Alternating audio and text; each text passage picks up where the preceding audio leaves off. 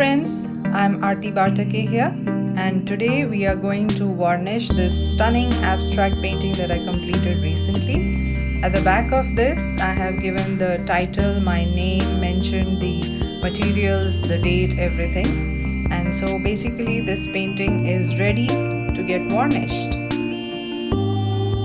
So I have taken this smooth synthetic brush, and I'll be using this to give a nice clean brush down to the painting so that I get rid of any dust particles, hair which might have stuck onto it while it was left for drying. This particular painting has been left for almost a week because it does not have many layers and many thick layers, and I'll be using the Winston & Newton acrylic varnish, the oil color varnish for this one, because it gives a nice sheen to the painting. I like to go with this particular brand because it can be used for both acrylic as well as oil paintings, and I like to use the gloss varnish for this because I like the sheen which comes off the abstract paintings. So mostly for all my abstract paintings I will go in with this particular brand. There are also a few other types of varnishes available like the matte finish and the satin sheen varnish finish. So matte finish gives a very muted look to the painting, and the satin varnish comes in between the glossy and the matte varnish. So here I've taken a plastic container, lined it with an aluminium foil. This I've done basically so I don't need to sit and clean the plastic container later, and I can just throw off the aluminium foil after having used it about 2 to 3 times. So I will take a small amount of varnish, and I will take another clean soft synthetic brush and make sure the painting is clean again, and then dip the brush into the varnish. Make sure I don't shake it much and that I do not have bubbles in the varnish. I will start with the middle of the painting and then I will spread the varnish in one direction. So I start from the middle of the painting to avoid having the varnish leak over onto the sides of the painting and basically avoid wasting it. So as you notice that I am painting in one particular direction.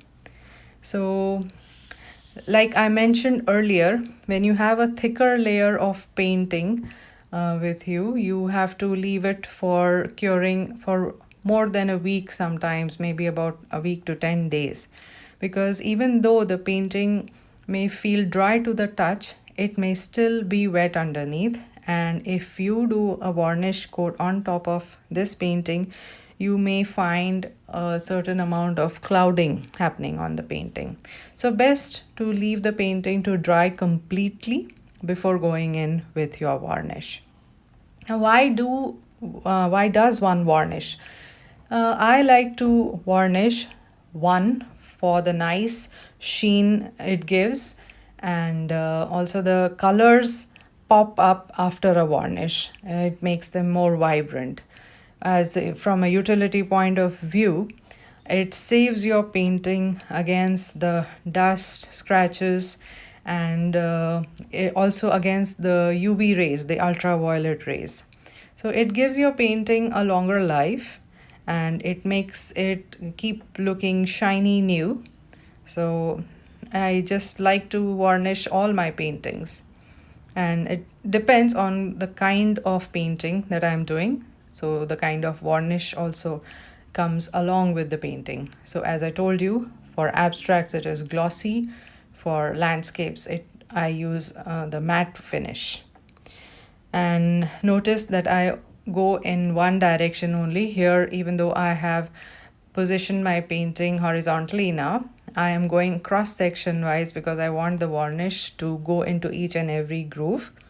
And also I'm doing it very lightly with a very light gentle hand because I don't want to see the brush strokes on it. Some artists like to give a first isolation coat to the painting. By that I mean that they like to go in and take a gel medium and thin it with the water, or basically follow the instructions which are given that, and paint the first coat of isolation on the painting. So it helps to create a barrier between the painting underneath and the varnish. So it is done with the aim of conservation, so that when conservationists remove the varnish, it does not harm the painting.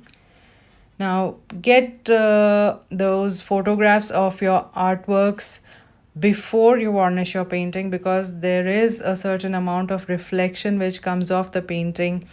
Try as hard as you might, but it does give off a reflection after varnish. So all the photography has to come in well before the varnishing phase. And here we have the first coat done. After a gap of about 4 hours, I will go in with another repeat varnishing phase. And that's it. Thank you for watching.